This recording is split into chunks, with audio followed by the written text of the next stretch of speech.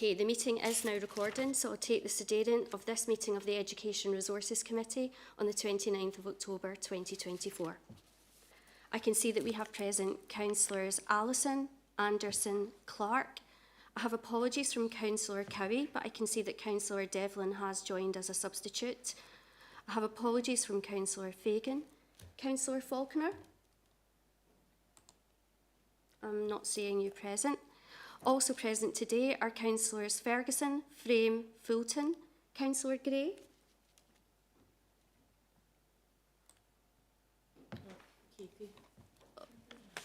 Hi, just to say, Councillor Gray's just messaged her laptop has been doing updates, but she's hoping to join soon. Thank you. We'll keep an eye out for that. Thank you. Also present today are Councillors Hamilton, Johnson Dempsey, Keat. Councillor Kerr? Oh, I could see that Councillor Devlin's also wishing to speak to you. I don't know if she wants to. It's just to let you know that Alan Faulkner will probably be coming online, so I don't know if he's having any technical issues, Elizabeth Ann, so okay, maybe if somebody could. We will. Thank you, Councillor Devlin. Councillor Kerr? I'm not seeing you present. Also present today are Councillors Lambie, Lockhart, Logan, Loudon, Mars, McAllen. Councillor McGeever, I can see that you have also joined. Councillor Razak has submitted apologies, but I can see that Councillor MacDonald has joined as a substitute. Also present today are Councillors Scott, Thompson, Walker, Watson. Our external representation, we have Naomi Baxter, Jennifer Gaffney, Joan Lennon and Gillian Story. Also present today are a number of officers, and with that I'll pass back to yourself, Chair. Thank you. Thank you very much for that. I'd like, I'm not sure if, is Angela here? She hasn't joined yet. She was intending to come in person, so... Ah, right, okay. So it was meant to be Angela Milton's first meeting for after being confirmed as the religious representative for the Roman Catholic Church at the Executive Committee on the 2nd of October, but I don't think she's managed along. But we'll welcome her to the next meeting. So that's great, thank you. Agenda item number 1 is declarations of interest. Is there any declarations? Councillor Marsh. Thank you, Chair. I'd like to declare an interest on item 6, the CLD Strategic 3-Year Plan 24 to 27. The nature of the declaration being a close connection to participants of the strategy outcomes. Thank you. Okay, thank you very much. If there's no other declarations of interest, then we'll move on to agenda item number 2, minutes of the previous meeting, pages 5 to 20. Can I approve them as a correct record? Agreed. Yep. Okay, thank you very much. Agenda item number 3 is Education Resources Revenue Budget Monitoring 2024 to 2025, which is pages 21 to 26, and I'll invite Louise to speak to this report. Thank you. Thank you, Chair, and good morning, everyone. So this is the second report to committee on the revenue budget covering the period 1st of April through to the 9th of August, which is period 5 of our financial year.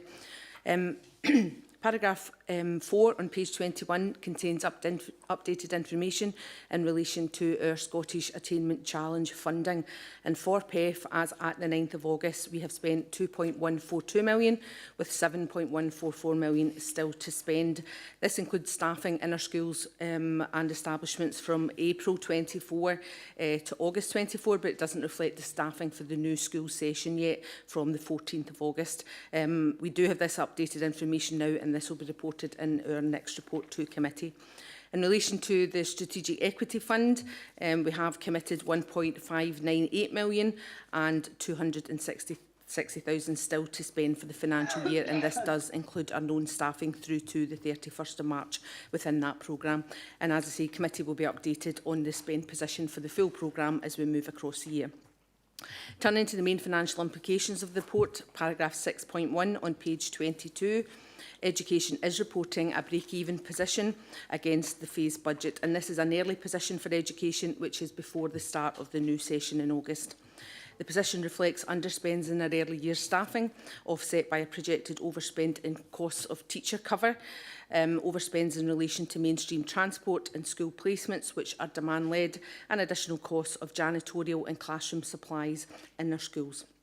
There are underspends in the early years core budget and a projected underspend in the cost of footwear and clothing grant based on the demand for that service. There is also an over-recovery of early years fees, and the income from other authorities will support the overall position. The resource is currently showing a balanced position, I've said, at the 9th of August. However, we have updated again on a few of the key financial risks to the education budget this year that have been identified. The cost of transport, again, we've trailed this before, really just an update at the current position of a new projected outturn for the year of 4.865 million, and that's based on the Q1 information from SPT, and this is a slightly improved position from that we've last reported. On the teacher number position, the Scottish Government have responded to the communication from council officers, continuing to reiterate the mitigations that we would ask to be considered, and they have suggested this will be done on a case-by-case basis following the publication of the census in December. So a meeting did take place with council officers and the Scottish Government on the 27th of August, where the mitigations were outlined, and these have been followed up to the Scottish Government in writing to provide context. The actual census has now been submitted, and we are at the validation stage, with the final position due to be agreed and reported by December 24.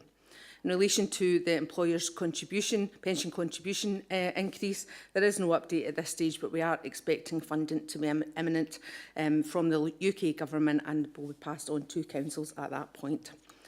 In terms of our budget environments, these are proposed as they are set out at Appendix B, and reflect movements to education's budget since we last reported on the 15th of June through to the 9th of August, and reflect transfers from reserves for some of our expenditure commitments, transferred between resources for project delivery, establishment of a budget for external income that we've received, and also the standard realignment of budgets to reflect how we deliver within our resource in terms of our service delivery and the activity of our devolved management scheme in schools, our EMA payments and our PEF programme.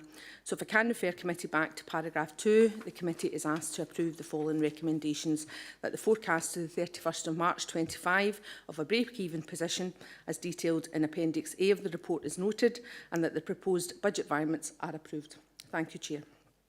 Thanks, Louise. The recommendations, as Louise said, are on page 21. Is there any questions? Councillor Loudon. Thanks, Chair. Good morning, everyone. Couple of quick questions on this.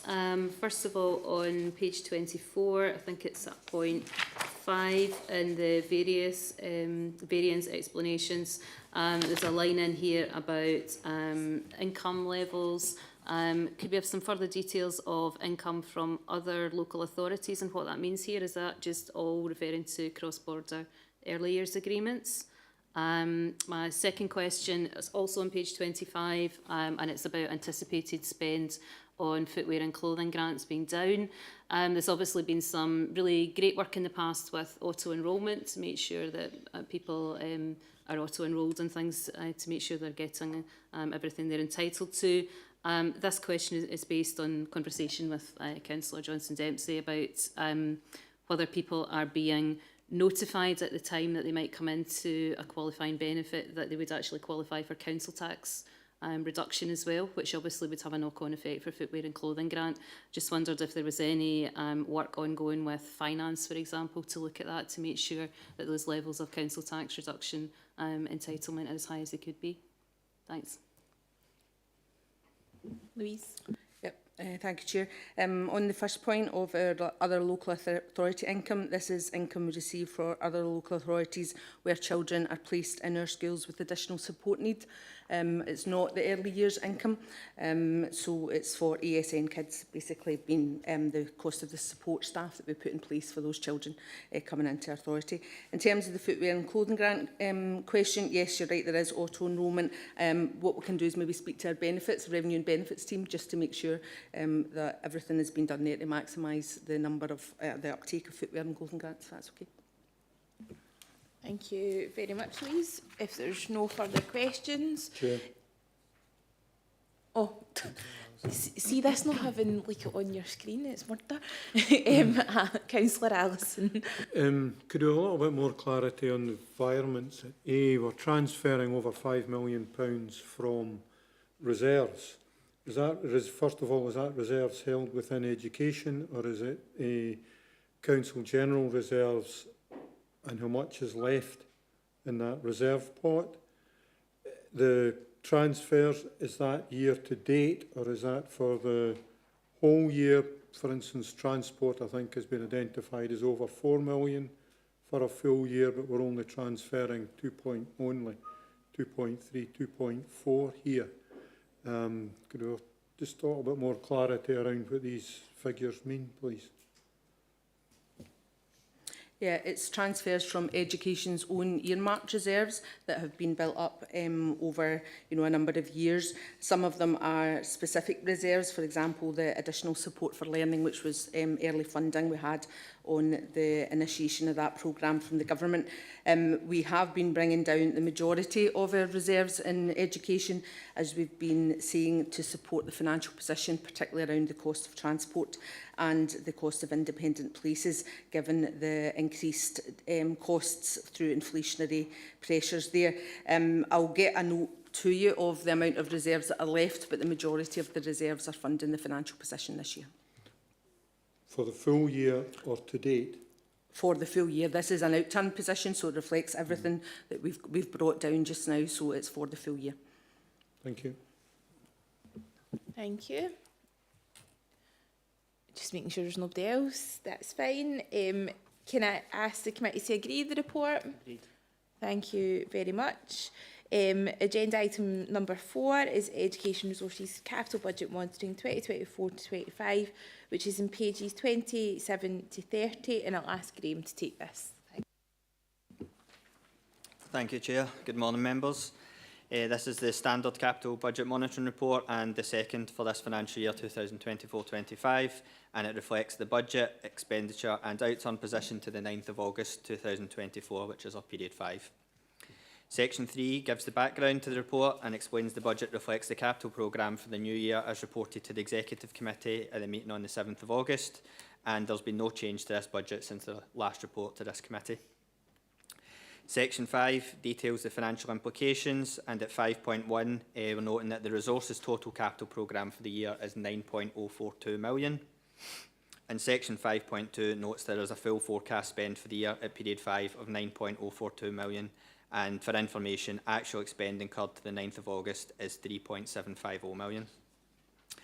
At Section 3, we're outlining in relation to the secondary school programme that the resources provide a new timetable of works and the resultant spend profiles for the secondary school projects, and that will be included as an exception proposed to the November Executive Committee. I would then refer committee back to the recommendation in section 2 of the report that the education resources budget of 9.042 million and forecast spend of 9.042 million be noted. Thank you. Thanks, Graham. That's fab. The recommendations are in page 27. Is there any questions? Not that I can see. So I can ask committee to note the report. Agreed. Thank you very much. Agenda item number 5 is Education Resources Workforce Monitoring, which is from July to September 2024, and it's in pages 31 to 38, and I'll ask Elaine to take us through that. Thank you. Thank you, Chair, and good morning, everyone. Again, you'll see this is a standard workforce monitoring report to provide you with an update on the employment information for the resource for the period of July to September of this year. Section 4.1 at page 31 outlines the resources absence figure for September of this year, which is shown at 4.9%. That is representing an increase of 2.1% when we're comparing ourselves to last month. But what we can see if you look at Appendix 1, which is detailed on page 34, that the absence rates for the resource historically do increase when we compare ourselves between September to the previous month of August, just in line with the schools returning. When we look at September of last year, we can see that the figure has increased by 0.6%, and we can also note that the September figure is 1.2% lower than the council-wide average for the month of September. As always, we base our absence figures at that month and we look at what the projected annual average for the resource will be. And at that point, it was 4.6%, and that's comparing favourably a better position in the council-wide projected annual average of 5.6%. Again, just to point you to note that obviously we do work closely within personnel along with the managers to make sure that we're supporting employees to remain at work or to return to work as quickly as possible as a result of their absence. And we do work closely with the resource management teams in terms of case conferences, along with working closely with our trade union colleagues to make sure that actions are taken appropriately and the appropriate supports are also taken. Moving on to section 4.2 of the report, which details the occupational health information, which is found in Appendix 2, which is on page 35 of the report. You'll see that there were 337 occupational health referrals made during this period, which has shown a decrease of 34 when we compare ourselves to the same period last year. You'll see in the appendix that's primarily around physio referrals and employees referrals made to the employee support officer, which has shown the main reason for the decrease. In terms of the employee support officer referrals, just to give a bit of reassurance, because of Fusion and the transition to Fusion in terms of how we were reporting and recording, there was a slight lag in terms of that information transferring over. So employee support officer has been doing referrals, and she's been that process in terms of recording has been caught up. So hopefully we'll be able to report that at the next committee in terms of those figures. But it was just to provide reassurance that that was still happening. Moving on to section 4.3 of the report, again found on page 32, you'll see the information around accidents and incidents. It's presented in a slightly different way when you're looking at the appendices. You'll see that there were 215 reported incidents. Of these, 68, which have been investigated and categorised, are what is detailed in Appendix 2. The remaining 147 are still at the time of the report being written, we're still in the process of investigation, and once that's completed and categorised, they will then be recorded, and that will allow then for that to be reported at next committee. What we're hoping through this process, it should allow for a more robust recording and reporting, and of course the monitoring of accidents and incidents are continued to be investigated properly.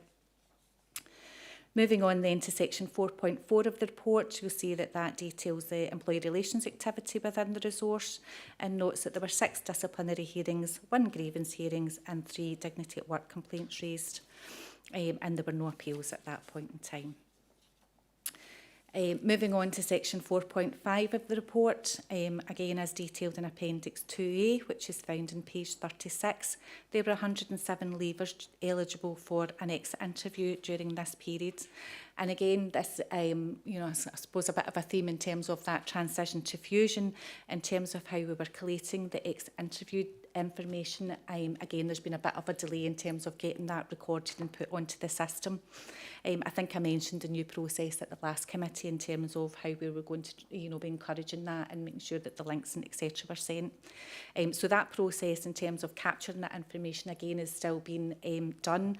But what I would say is the early indications from what we have seen in terms of those that have been captured in that new process, the information is certainly more meaningful in terms of what we were seeing in the past.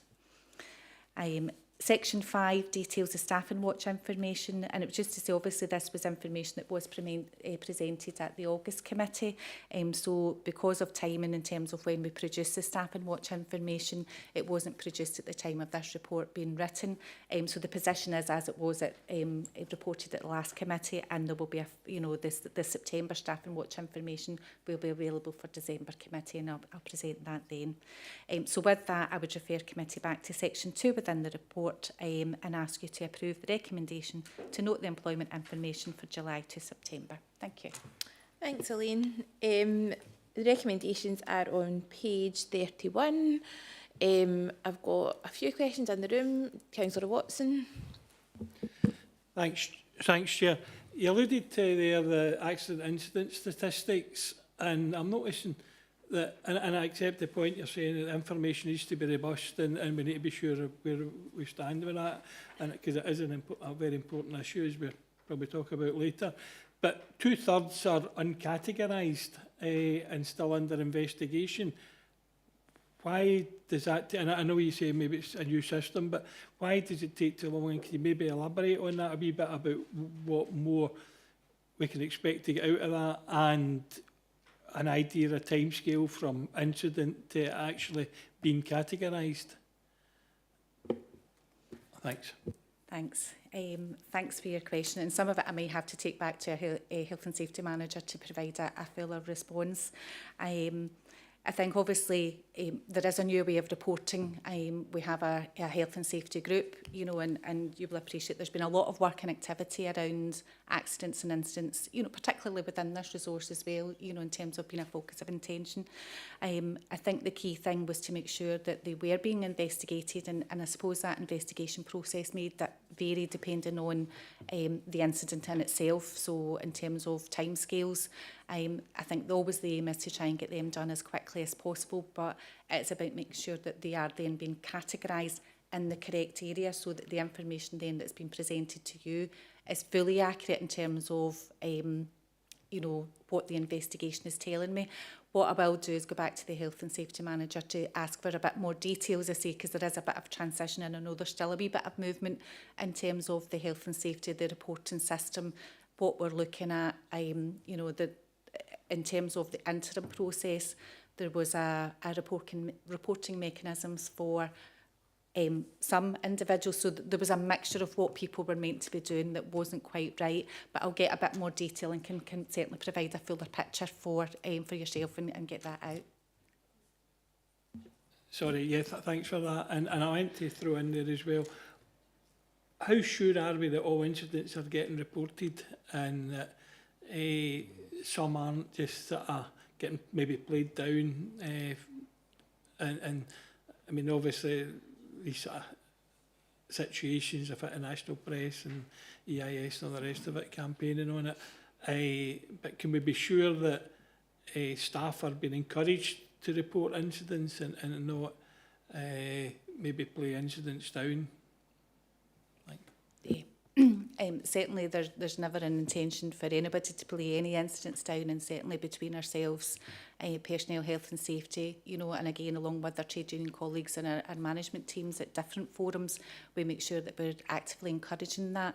If there's anything that's reported that there would be a belief, you know, and generally that might be highlighted from our trade union colleagues to say that there's maybe reporting's not happening, we would raise that through the management teams to make sure that that wasn't the case. So, you know, we do, you know, do a lot. There's a lot of health and safety groups at each of the individual resources, and again, it is to make sure that there is a focus on that.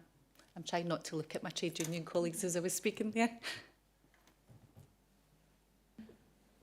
Okay, thanks very much. Councillor Loudon.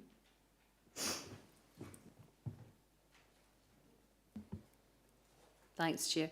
I suppose reading over these papers, the stat that had absolutely jumped out was that one on page 35 about the huge drop in reporting of violent physical incidents. So we've gone from 334 to 52 in the same 3-month periods between 2 separate years.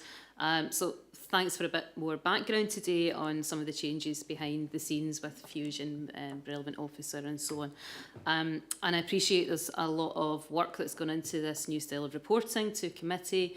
But when you see a figure like that, obviously people have questions. As, you know, was there a backlog then? Is there a backlog now? Is it the new system?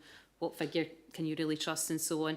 So I think the level of explanation we got, you know, and here is good. I think that if we've got things like this, as we're working through this new system and new style of reporting over the coming months, like to the next committee, it would be really good to have that in the public papers as well, just so that people who are not necessarily in committee but are accessing those papers can get that as well, because otherwise it really jumps out. Yeah, we were very conscious of that, and certainly have raised that, obviously, because this is going to be probably a theme for any of the other committees that you'll be going to as well. So absolutely, it was one of the things that we said, you know, how can we actually show that? And that's where in the narrative we've tried to explain it, but I appreciate, you know, that there's that stark, you know, look about it, but it is hopefully as we go through that process, then that, you know, kind of correlation then becomes quite consistent, and we can see and doesn't look as stark as the figures certainly in this report do. Okay, thank you very much. If there is no further questions, I'll ask the committee to note the report. Thank you very much. Heading on to the items for decision, the Community Learning Development Strategic 3-Year Plan 2024 to 27. And is Julia still on the call? She's still on at the moment. Yep, do you want to pop it off and we'll get you back on? That's her. No bother. So that's pages 39 to 64, and I'll ask Leanne to speak to it. Thank you. Thanks, Chair. Good morning, everyone. The purpose of the report is to inform members of progress made in the review and drafting of the Community Learning and Development 3-Year Plan for 2024 to 2027, and to seek continued support to achieve the CLD Partnership's vision to improve the quality of life for people in South Lanarkshire by offering vibrant learning and development opportunities that lead to personal development and community empowerment. So Section 3 of the report provides background on the requirements of the plan, including the statutory guidance that places a duty on local authorities to work with partners and communities to publish and deliver on a 3-year plan and to report through council structures. Provides further detail on the what and the how, including identifying target groups, overcoming barriers and identifying any possibility of unmet need. Section 4 of the report details the underpinning values and principles of community learning and development and provides details on the delivery methods and interventions used to meet community needs. And this includes targeting youth work, family and adult learning and community development initiatives to those who are most at risk of poorer outcomes. Section 5 provides details on the 12 agreed priority outcomes as agreed by the partnership. These are regularly reflected on to take account of national policy and emerging local needs. Section 6 details the revised governance arrangements for 2024 to 2027 that takes account of recommendations from a recent HMIE progress visit. So there's some slight changes there to the previous report, the previous plan. Section 7 provides information on particular challenges. That includes mental health and wellbeing issues that have continued to be a challenge post-COVID. There is a continuing need for practitioners to be aware of these resources, any resources available or referral pathways, and we are mindful of that as a partnership. ESOL has been identified nationally as an area requiring action. We continue to seek local solutions for this through partnership working and ongoing communication with our stakeholders. Digital access is an identified area for further action, both in terms of connectivity and in terms of a skills gap for community members. And again, that's something that the partnership are aware of and are seeking partnership solutions to that. Section 8 identifies key areas for action in terms of workforce development that we will seek to resource through local partnership opportunities and links to national networks. Finally, in Section 9 of the report, this details links to the CPP and the community plan. The plan is informed by a range of different data and ongoing consultation with communities to ensure it is responsive to emerging needs. Further consultation will take place during the first 6 months to ensure it is fit for purpose, and it takes account of the recent national review and our South Lanarkshire HMIE visit. So I'd like to refer the committee to Section 2. The committee is asked to approve the following recommendations. That the CLD Strategic 3-Year Plan 2024 to 2027, attached as Appendix 1 to the report, be endorsed and referred to the Executive Committee for approval. That the actions and measures set out to secure improvement in the quality of life for the people of South Lanarkshire be noted. That the revised governance arrangements for annual planning and reporting be noted.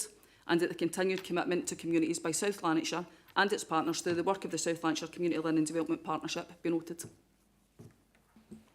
Thank you very much, Leanne. And thank you for bringing the plan forward.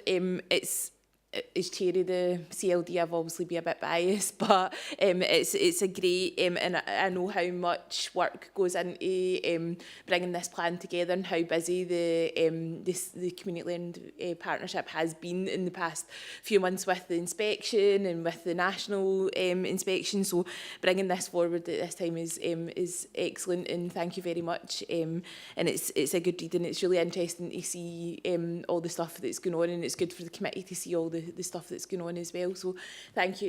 Take the thanks back to the team as well from the committee, if that's all right. Is there any questions on the plan? Yeah, Katie. Thanks very much, Chair. Thanks for the report, Leanne. At the risk of repeating myself from the last committee, there's obviously a lot of great work still going on within the partnership, and thanks for bringing this today.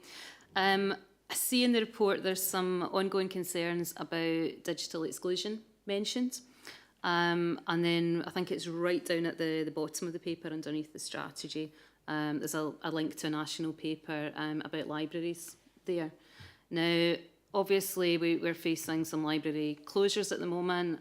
There's some reprovisioning going on for my own constituents in my ward. There's not going to be anything as far as we can see. And I've heard from other councillors where there's going to be some degree of reprovisioning or mitigation, that the digital support isn't going to be what it was to give people those basic skills and support.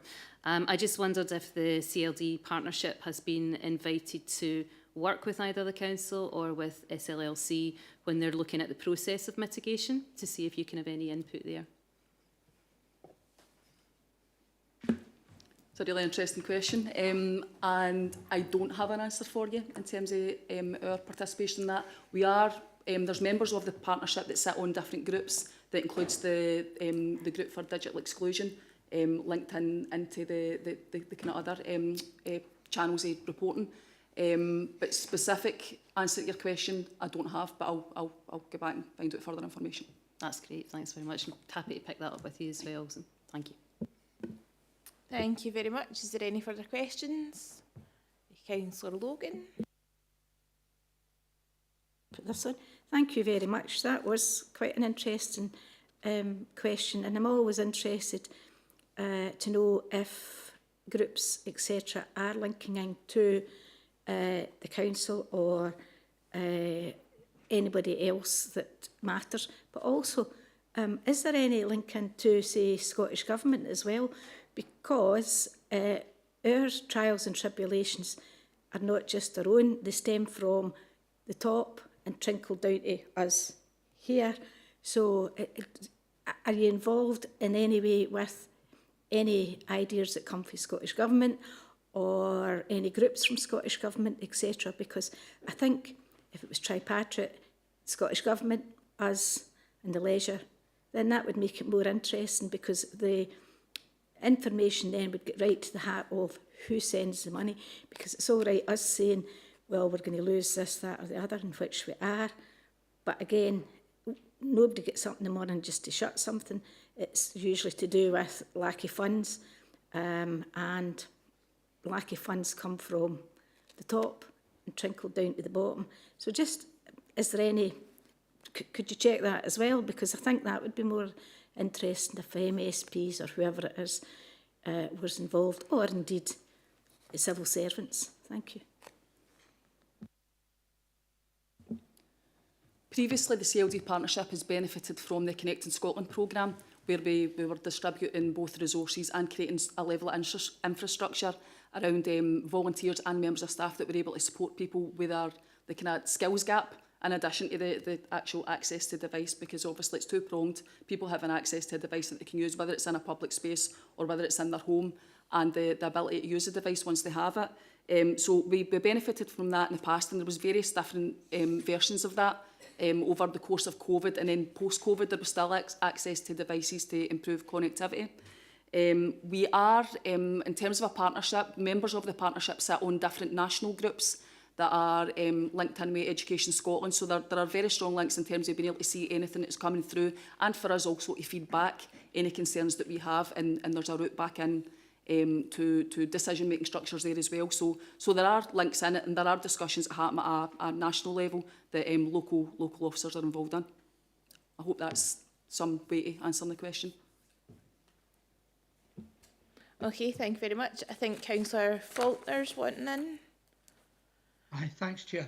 It's just a point on the library service and the mitigation, and following on for yesterday's presentation about integrated impact assessments, where to conduct one of them with 8 steps, and the first step is identifying IIA group members. So are we saying that the CLD weren't invited to participate in that? I think what Leanne was saying is that she doesn't know and she'll go back and check. So I think that we just need to wait. Leanne can obviously go back and check, and then get that, like, ask the that can be put round the committee. Yep, thank you. And libraries do sit on the CLD partnership as well. So it's a two-way process in terms of feeding into the process and for us to feedback. And they do attend regularly. So yep. Okay.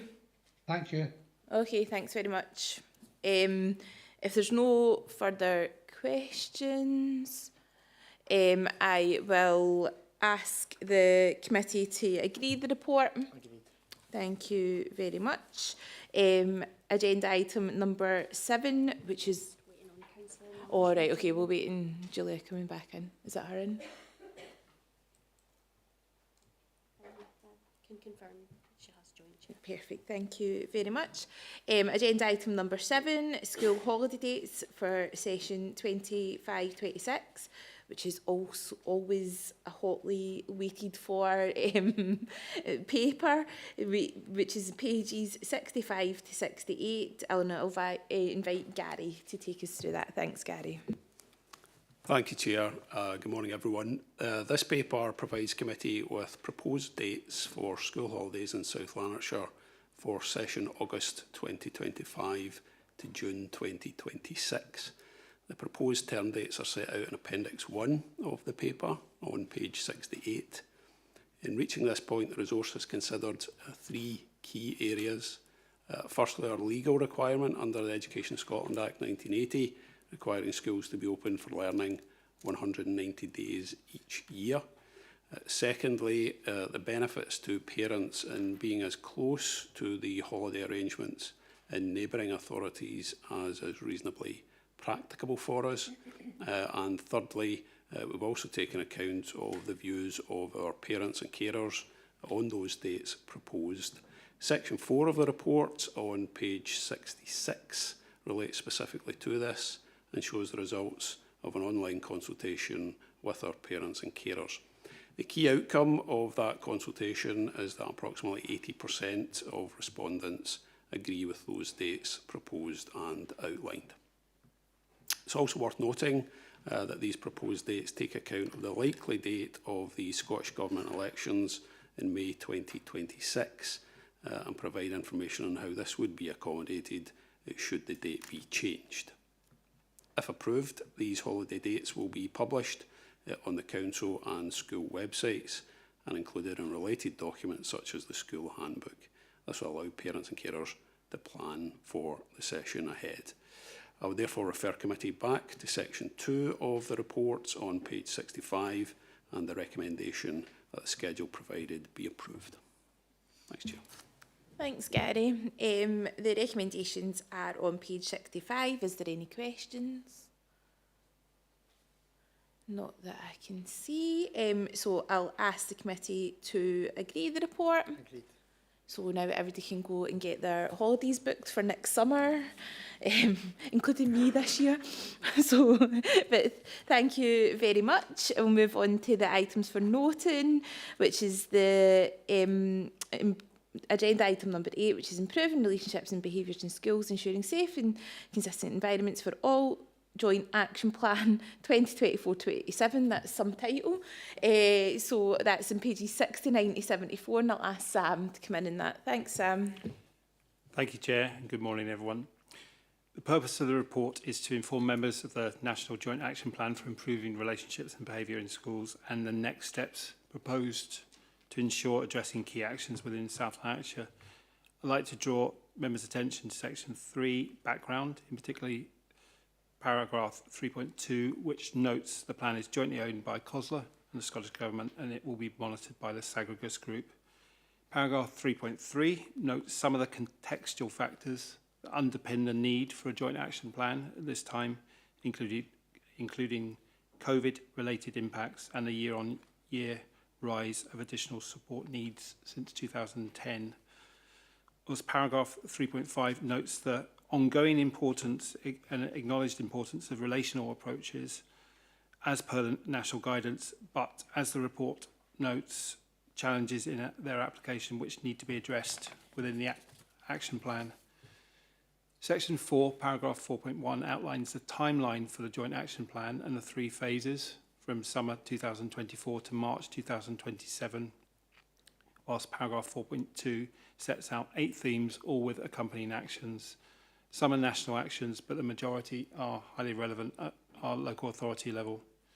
Section 5, paragraph 5.1 outlines the South Lanarkshire context, noting that improving relationships and behaviour in our schools is already part of our strategic focus.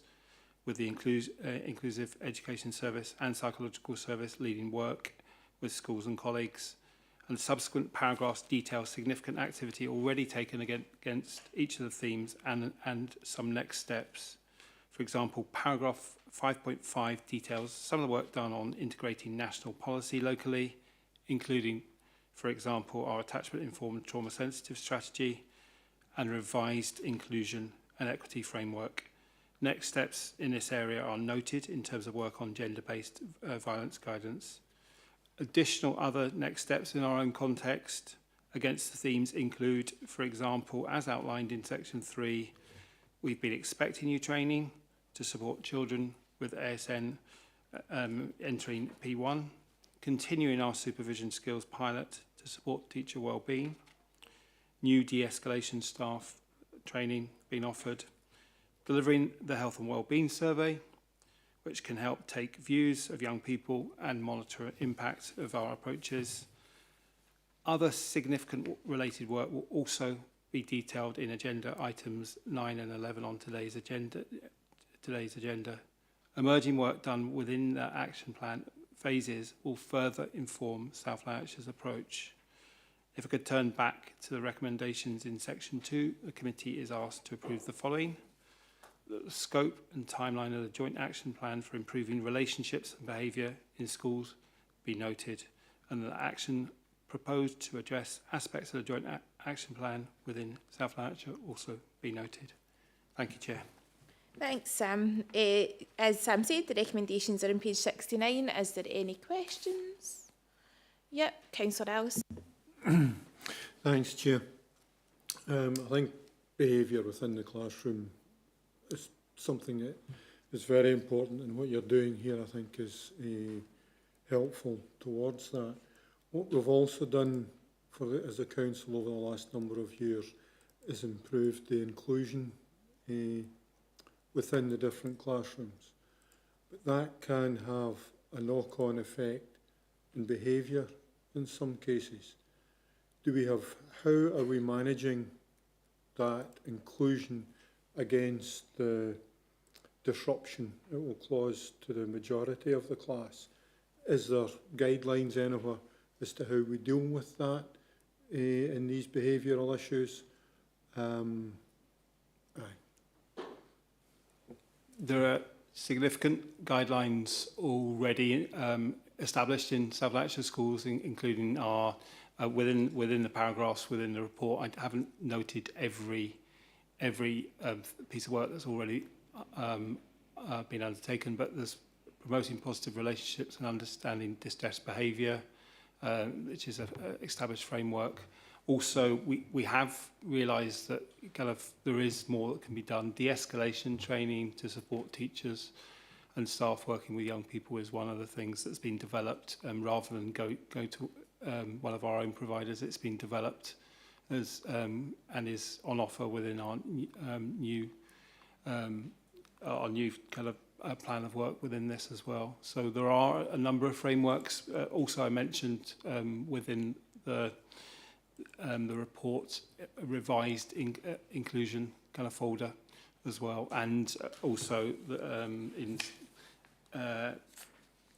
other guidance on the relationship-based tools and approaches to positive behaviour. That has been updated and refreshed and launched at our inclusion conference for all establishments last month.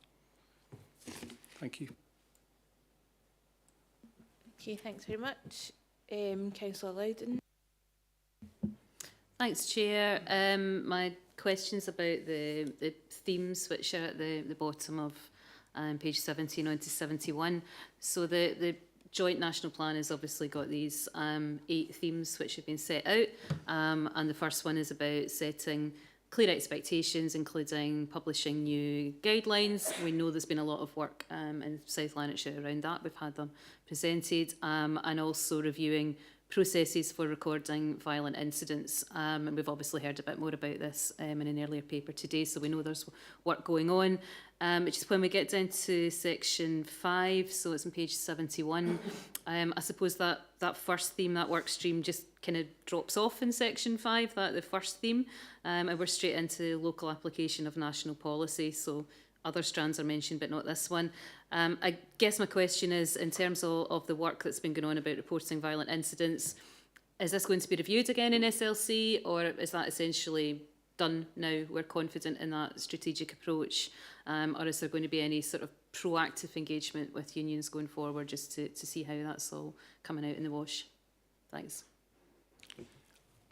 I think there's ongoing engagement with unions, and incidents are kind of managed. I mean, we did a piece of work within the last year and a half, analysing the overall pattern of incidents.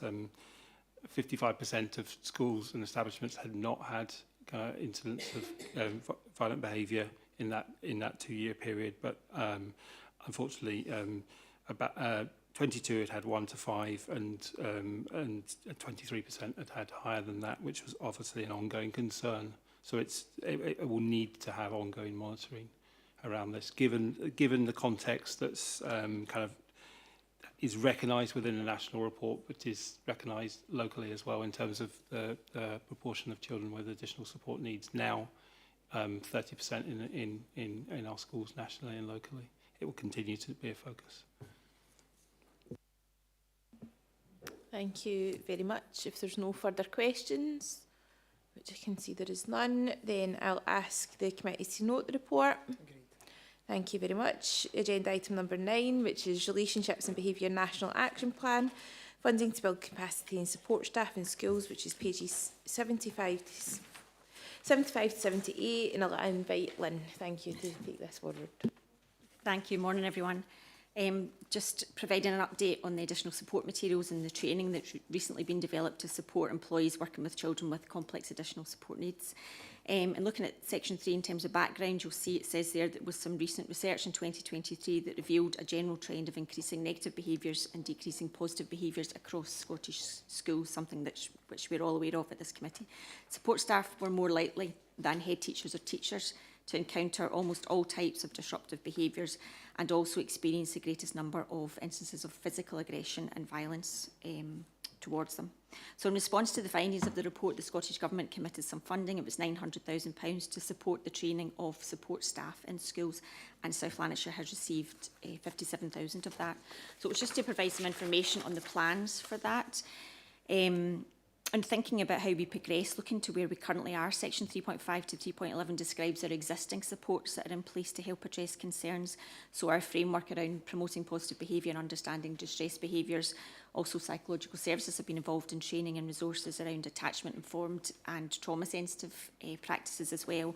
And we have revised our operating procedure around supporting school staff involved in violent and distressed incidents in consultation with the trade union. So that allows us to record and to respond to incidents as they arise. But one of the challenges that we face is that school support staff don't have the same non-contracted or elements of their contractual time where they can come away from the classroom environment. It's not the same as with teachers have their contracted collegiate time for sort of sharing practice and for training and development. And we have 1,600 school support assistants headcount across education resources. So the proposals in section 4 is to undertake training that will cover our 3 in-service days in 24-25 and a further 3 in 25-26, so that we can bring our school support assistants together to help share experiences, to build knowledge and skills and capacity to support children in the classroom. So 4.2 to 4.4 describes what that training will be made up, and essentially it's 3 sections. There will be elements of emotional coaching, which is about strategies helping children and young people to control impulses and to self-soothe when upset, etc.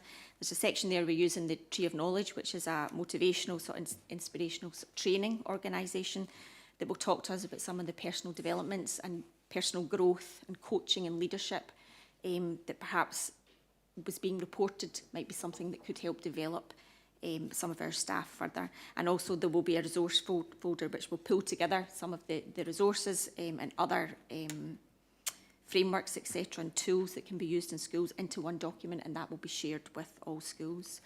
The only other thing to note maybe in the paper is that, as I say, there's 1,600, around about 1,600 headcount of school support assistants out there. The training, I think, in terms of scale and size will allow us to capture maybe around 1,100 of them. We're trying to push and do more if we possibly can, but we have at this time planned, and I've had agreement that we can do a recording of that, supported with our PR team that will help us to do that, so that we can cascade and share to others that are not able to attend. So it's just to note the progress that we've made, and that planning for the training is ready to go, and we'll roll that out soon. Okay, thank you very much. Thank you very much, Lynn. Can I ask if there's any questions? Councillor Loudon. Thanks, Chair. I'd just like to welcome the funding from the Scottish Government for this really important package of training and resource, and I think it's a really sensible approach, having it during inset days as well, for the complications that you'd spoken about, Lynn. So on page 78, there's a wee bit about how the training itself will be prioritised. It says based on data and local knowledge relating to support assistance schools. I just wondered if there was any scope for one of those priorities to be support staff that are newer to the role, perhaps. Are support staff more generally going to have the opportunity to find out that this training is happening, and perhaps ask if they can take part? Thanks. Yeah, you're right, there's two main aspects. It's about trying to prioritise the schools where there are maybe higher priorities, higher issues currently, and newer staff is an area we'll need to look to as well, to make sure there are, you know, people who have been in the service a while and have been through training, etc. It doesn't mean to say that this wouldn't be useful, but it's in terms of priority, newer members of staff would be useful to try and target. So we will do our very best to make sure that all of that happens. Staff are aware that this training is coming, they know it's coming, so they're looking forward to that also. Thank you very much. If there is no further questions, I'll ask the committee to note the report. Agreed. Thank you very much. Agenda item number 10 is mobile phones in schools, page 79 to 82, and I'll ask Jacqueline to take that. Thank you, Chair, and good morning, everyone. So the purpose of this report is to advise members of the new national guidance on the use of mobile phones in schools, and to provide an update on the next steps for education resources. Section 3 of the paper outlines the background to the report, with paragraph 3.2 identifying the new Scottish Government advice on the use of mobile phones in schools, which was launched in August 2024. The guidance was launched alongside the new National Action Plan for 2024-2027, as referenced in item number 8 of today's agenda, relationships and behaviour in schools, as both sets of guidance are clearly underpinned by the core principles of respect and personal responsibility. Section 4 takes you through some of the feedback received as part of our initial education resources consultation with head teachers in August 2024. And paragraph 4.1 lists the three main findings from the consultation as follows. A minority of primary schools have formal policies in place on the use of mobile technology. Most secondary schools have formal policies on the use of mobile technology, and all schools are concerned about the use of smartwatches. Paragraphs 4.2 and 4.3 highlights that recognition must be given to the fact that mobile technology can bring its benefits to the learning environment, as well as benefits to parents and carers. However, there is also recognition that a consistent approach is needed across the authority. Section 5 identifies and explains the need for a short life working group to support school leaders with comprehensive guidance on the use of mobile technology in schools that will support them in developing their own guidance at school level. The voice of the young person will be integral to the advice and guidance produced. So, Chair, I'd like to refer you back to Section 2 of the report and ask for your approval that the content of the report be noted. Thank you, Chair. Thank you very much, Jacqueline. The recommendations are on page 79. Is there any questions? Councillor Loudon. Thanks, Chair. I'd like to take a moment to praise the work of Stonelaw High School in this area.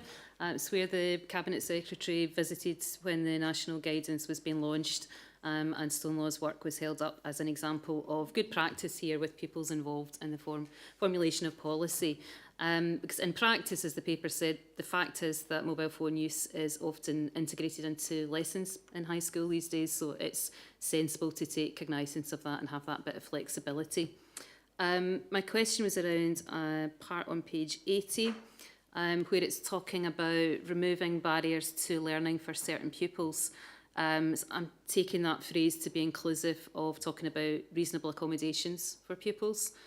since an accommodation like being able to wear earbuds, for example, connected to your phone, might be the difference for when people being able to actually sit in the classroom and attend school or not. I just wanted to use a constituent example here. So a young person where the use of earbuds connected to their phone and quiet music was agreed as an accommodation for that young person. And then in the school, all of a sudden, there's a talk of a mobile phone ban. The boxes, the sort of phone jails are appearing in classrooms on teachers' desks. And that's obviously become a point of anxiety and a trust issue for that person, really, because they had been told that this is something they would be able to use. So it's really just a plea that when on 5.1 it talks about the short life working group set up to provide guidance on effectively communicating details of new guidance, that this point is made. Just looking for a wee bit of reassurance that that isn't lost in the mix when we're talking about this. Thank you. Jacqueline. Thank you for that question and for raising that. Absolutely, I think, you know, firstly, Stonelaw High School have given us some really good examples as you've brought forward this morning, and we'll use what we've learned there as part of this short life working group, and also that voice of the young person, which I think is what you're alluding to there as well. It will be really integral to the work we will do and fundamental to our work round about UNCRC and having that voice of the child included. So it's really good to have that kind of example to reference also, and we'll look at that sort of reasonable adjustment that would be part of what would be integrated into the policy to make sure that young people's voice is heard and obviously their needs are accommodated as best as possible. So thank you for raising that, and we'll make sure that's integral to the working group. Thank you. Yeah, I'm just going to bring yourself in. Hi, yeah, thanks for this report. I'd just like to pick up on this task and finishing work group. It says it'll have parental involvement. Obviously, as a parent rep here, I'd be keen to know what that's going to look like, how you're going to select those parents.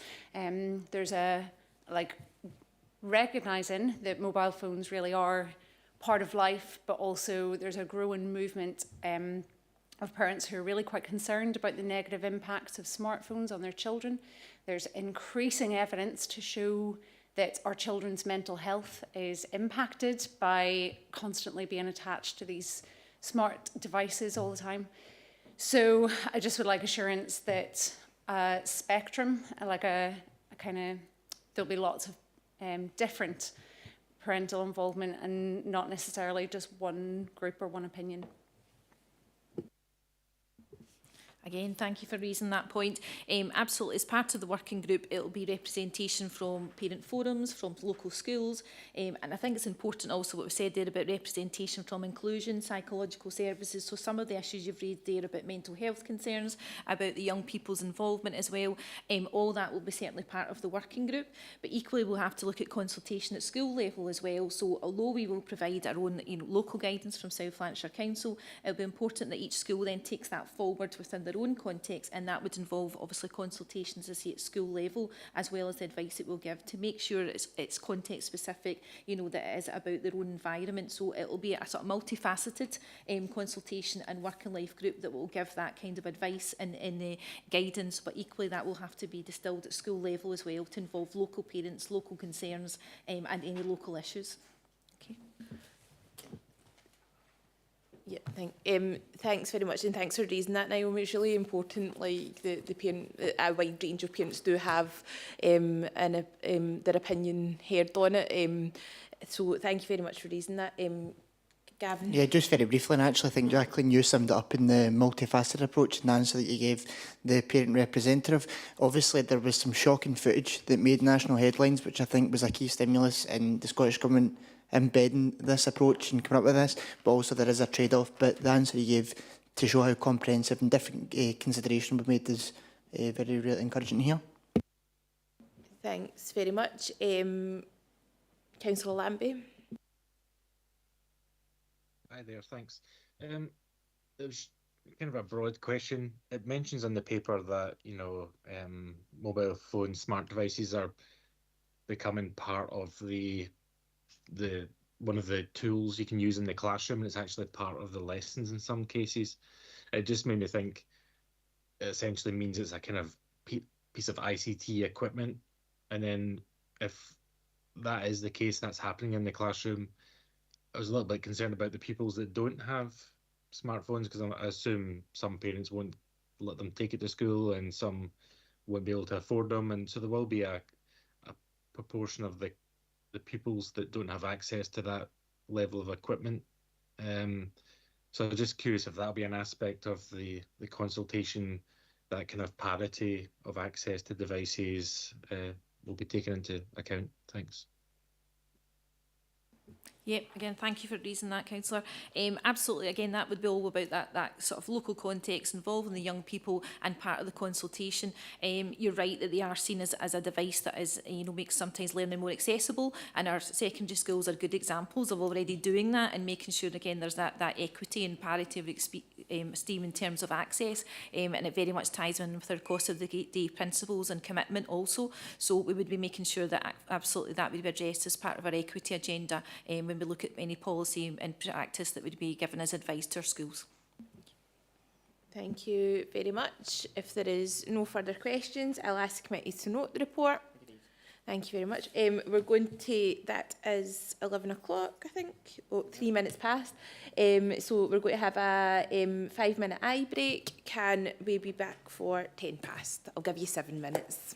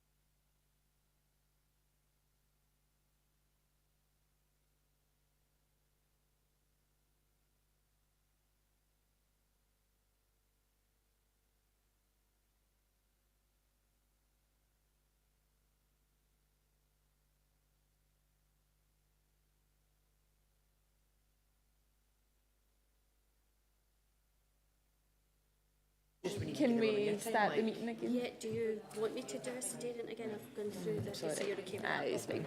Thank you. Can we, that shows had your 7 minutes. I hope you used it wisely.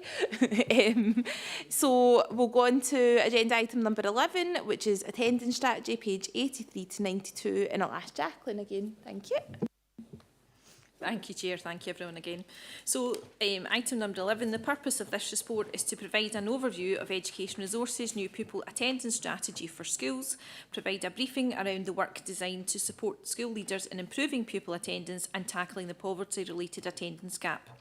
Section 3 of the paper outlines the background to the report, including key duties and legislation, with paragraph 3.5 identifying the latest report undertaken by Education Scotland, improving attendance, understanding the issues in November 2023. The report represents a deep dive into school attendance in Scotland and outlines the issues that impact on attendance, with recommendations to prevent missed learning opportunities in Scottish schools. Section 4 outlines South Lanarkshire Council's commitment to supporting pupil attendance through the education resources priorities for inclusion and equality, as well as our commitment to attachment-informed practice, UNCRC, and reducing the cost of the school day. Paragraph 4.5 identifies existing South Lanarkshire Council operating procedures advice for schools and also stresses the importance of each school having a member of staff who can take the lead on supporting pupil attendance and engaging with families and partner agencies in order to maximise impact and the success of approach. Section 5 gives an overview of our bespoke Test of Change programme that ran over session 2023-24. And I'd like to draw your attention to paragraph 5.3 in particular and the information included in Appendix 1 on page 89, which demonstrates that those schools on the Test of Change programme, which was 17 schools in total, were able to increase their attendance by double that of our non-participating schools last session. This was helped greatly by the introduction of a new data tool to support the interrogation of attendance data as outlined in paragraph 5.4. This tool has now already been rolled out to all primary schools as highlighted in paragraph 5.5. Section 6 then goes on to explain how we will continue the rollout of the attendance tool as part of our 2-year strategy to support all schools with attendance. And paragraph 6.2 outlines the 7 key areas of support as follows, based on the success and learning from the Test of Change project. So that's data management and analysis, funding and resources, training and professional development, parent and community engagement, partnership working and interagency collaboration, review of our South Lanarkshire Council policy guidance and support, and regular monitoring and support. Appendix 2 also gives further detail on the timeline associated with our 2-year strategy. Finally, Section 7, paragraph 7.1 outlines what we hope to achieve through our identified planned outcomes, which will be supported by a short life working group of cross-sector personnel from schools, central staff, inclusion and psychological services. So, Chair, I'd like to refer you back to Section 2 of the report and ask for the approval that the plan outlined for improving attendance be noted and that the work outlined to support the attendance strategy also be noted. Thank you, Chair. Thank you very much, Jacqueline. Lots of good work and a good outcome in that. So thank you very much for all the work that's been taken forward in that. It's really appreciated and look forward to seeing the work going forward as well. Is there any questions? Councillor Loudon. Thanks very much, Chair. I was recently at a school in the Cathkin learning community who were asking for parental input to produce parent and carer information that was sensitively worded around attendance, which I thought was really good to see. And also recently spoke to a head teacher about their move away from things like 100% attendance awards as well, and just how good that is. You know, it's good practice. It's not a pupil's fault if they get chicken pox. I've always had a problem with those. I wanted to talk, I've got a question which I'll come to in a second, but I wanted to talk a wee bit around it first of all. I read a report, it wasn't actually linked on here, it was published at the end of last year. It was Education Scotland and the British Psychological Society on the psychology of school attendance, which was really interesting. And it talked about the sort of snowball effect that school non-attendance can have. So pupils miss school, then they miss out on key learning, key social interactions, that can fuel their anxiety or emotional distress. That makes it harder to return, and it becomes harder and harder to return, and how that can snowball.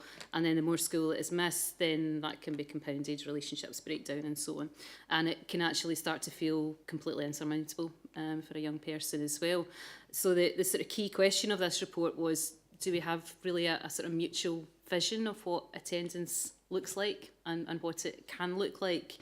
Now, I get what the development of this strategy is for.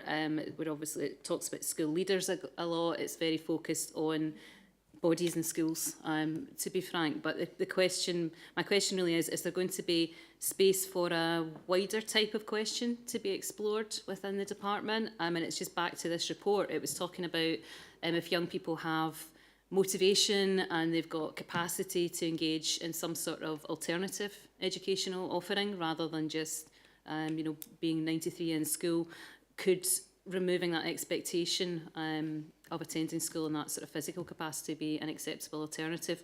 I just wondered if there was space for that in this strategy, or is that a sort of stream of work which is going to be running parallel to it? Thanks.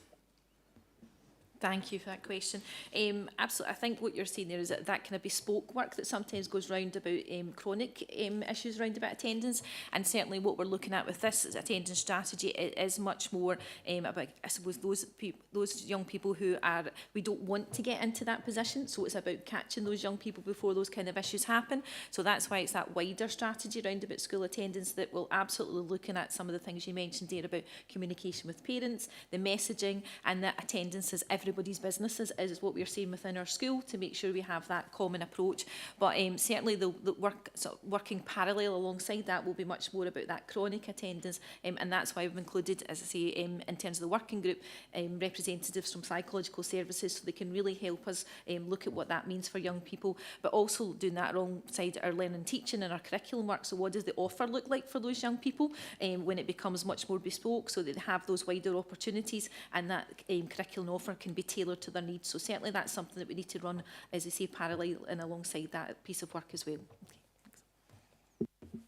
Okay, thank you very much. If there is no further questions, I'll ask committees to note the report. Thank you very much. Agenda item number 12 is implementation of the Scottish Government's Universal Free School Meal Programme, capital funding, which is pages 93 to 96, and I'll ask Lynn to speak to that. Thank you very much. This paper came about from a request from the last committee about information on the capital works that related to the Scottish Government's commitment to the universal rollout of free school meals. In terms of background, section 3, really this has all come about in stages, I suppose. So at 3.1 it says in 2014 the Scottish Government announced its commitment to universal free school meals to P1 to P3 children, and that rolled out, that began in 2015. We move on a number of years, and around about 2020-21 there was further discussions on that and a further commitment to universal free school meals for all primary schools, P4 to P7, and that was by 2026. But it was recognised at that time that there may then be capital pressures for local authorities in terms of bits of upgrades or expansions to kitchen or dining facilities across the schools, and all councils were asked to submit bids, if you like, expenditure estimates of what might be needed. For South Lanarkshire, we put in a bid that was approximately £8.5 million, and it was for 31 individual projects across the primary sector. Funding became a bit of an issue, so the progress on that was that we moved on P4 and P5 universal free school meals, so we'd stretched from 1 to 3 to 4 to 5, and 6 projects of capital works were undertaken. You can see that there at section 3.5. Then we moved on to more recent times at section 4. So in 2023, there was further discussions, and the Scottish Government had invited us again to come forward with information on capital works that might be needed. That was split into 2 sections because of the financial circumstances and the challenges that were being had.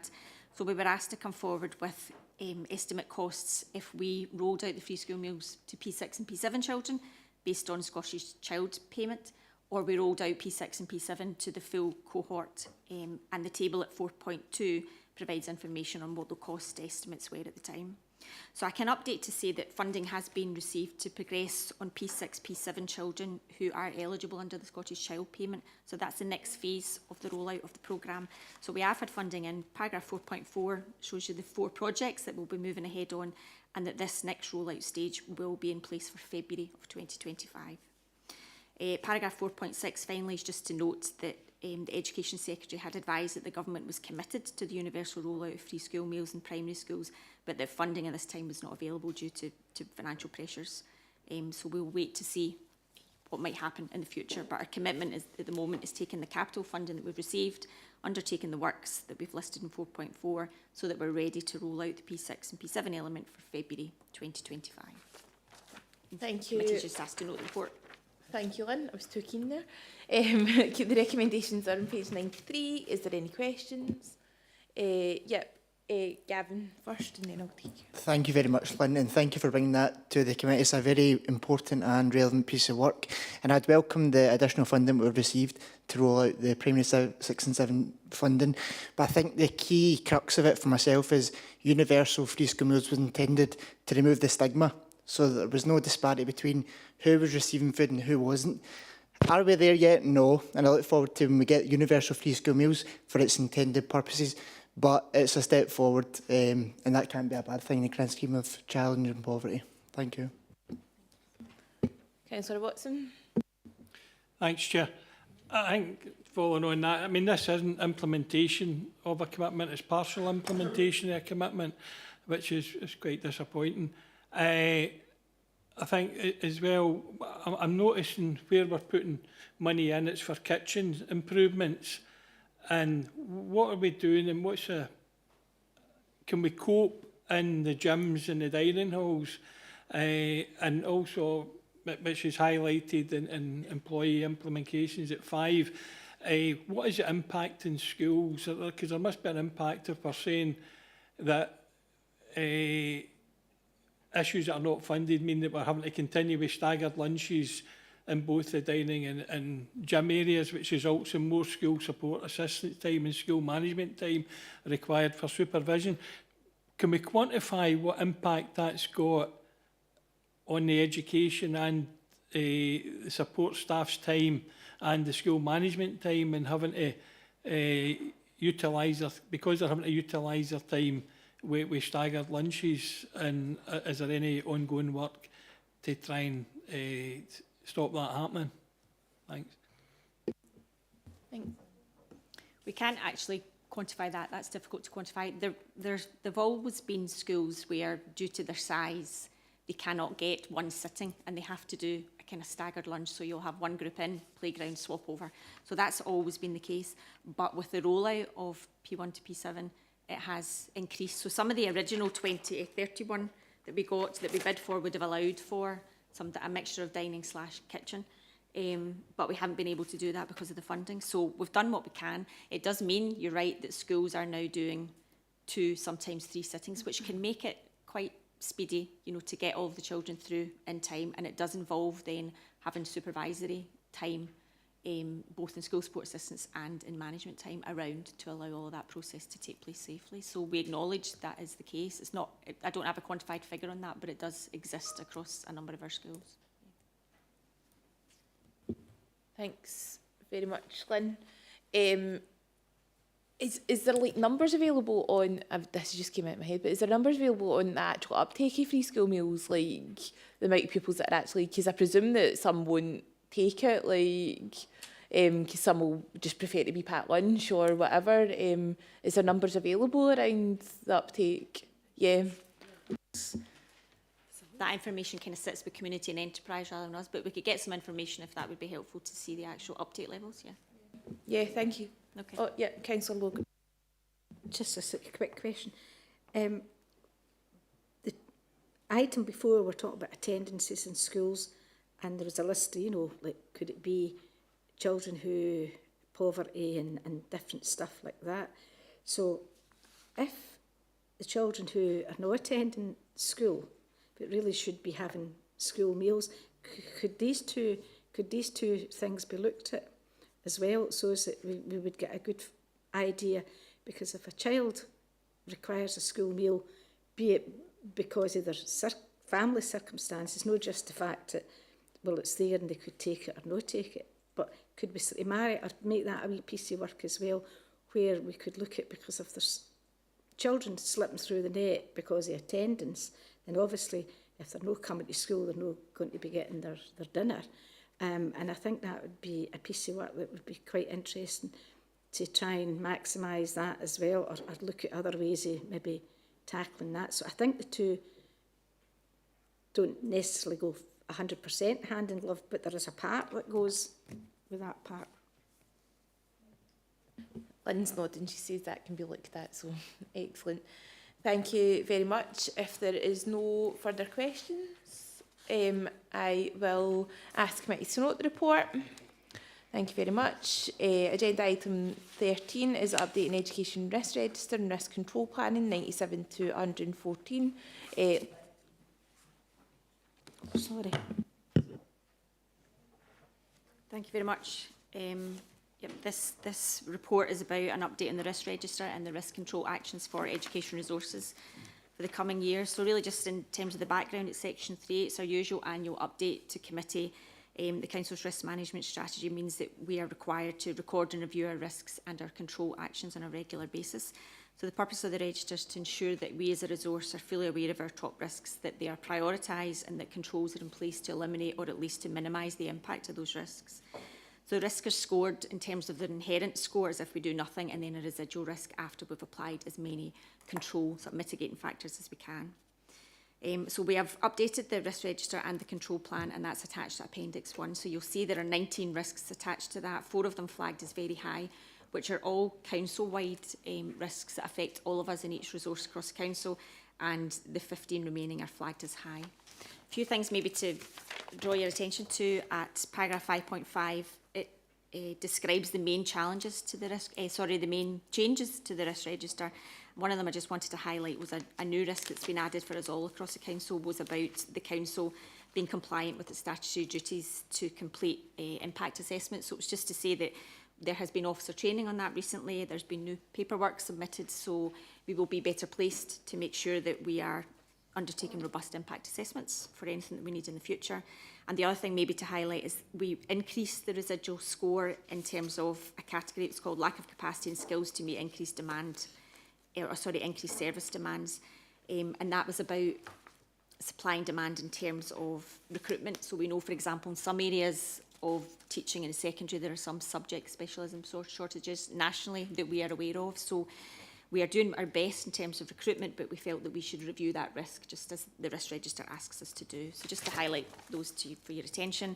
A few other things at section 6 and section 7, the insurance hotspots, that makes mention of the violent incidents and the risk of injury to staff, which links back to what we've spoken about this morning in terms of other training that will take place for our school support staff. And section 7 talks about horizon scanning, and again that provides some information on emerging issues and opportunities for us, and they are highlighted there, areas which will affect all of us across the council. So it's something more that every resource has been asked to look into. Really just to say, as I say, the risk register itself is attached as Appendix 1. The next steps will be that the management group will continue to meet on a quarterly basis to monitor our risks and review that our mitigating actions are working. So I would refer back to the recommendations really for the committee to note the contents of the report, and that our outstanding risk control actions will continue to be progressed by officers as we move through the year. Okay, thank you. Thank you very much. Any questions? None that I can see. So I'll ask the committee to note the report. Thank you. Thank you very much. Agenda item 14 is consultation responses, which is 115 to 122, and we've got Stuart on that. Thank you. Thanks, Chair, and good morning, everybody. The purpose of this paper is to inform committee of responses made by Education Resources in relation to some of the formal consultation processes ongoing in this instance at national level. You'll see on page 115 that we note in section 3 that we respond to a range of consultations across the year,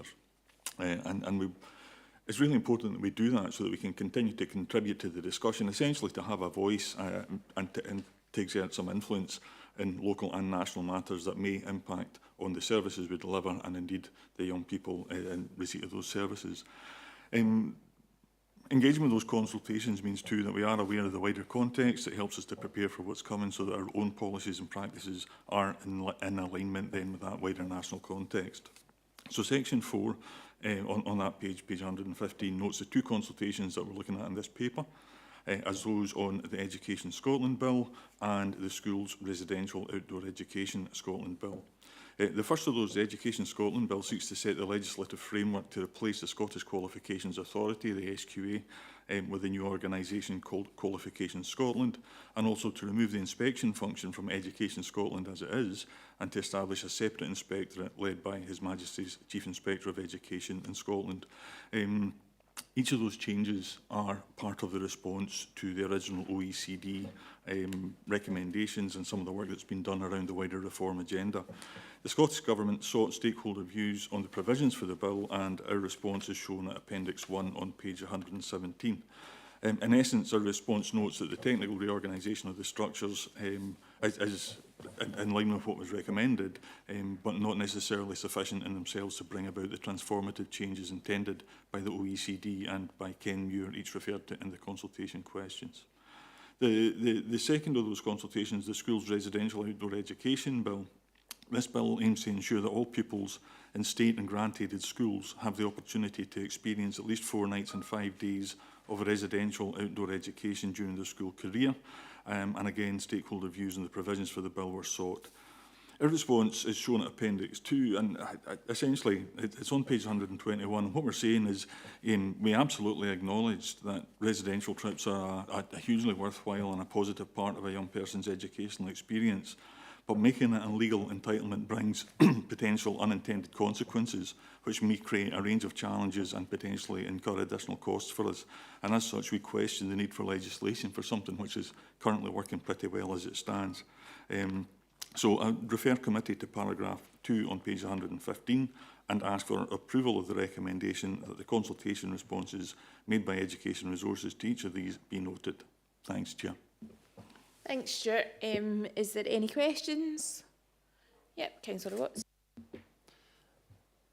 Just on the paper regarding outdoor education, the residential outdoor education, I'm not quite sure if I'm reading this right or not, but when it says that the bill requires the Scottish Government to provide funding for the provision, what do we think about the measure? But then we go on to talk about the council not being able to fund it. Which I would accept as the case, but I mean, if the Scottish Government are saying they're going to be prepared to fund that, we should welcome that. I think it's a very important part of the curriculum. I think pupils that take part in it get a lot out of it, in my experience.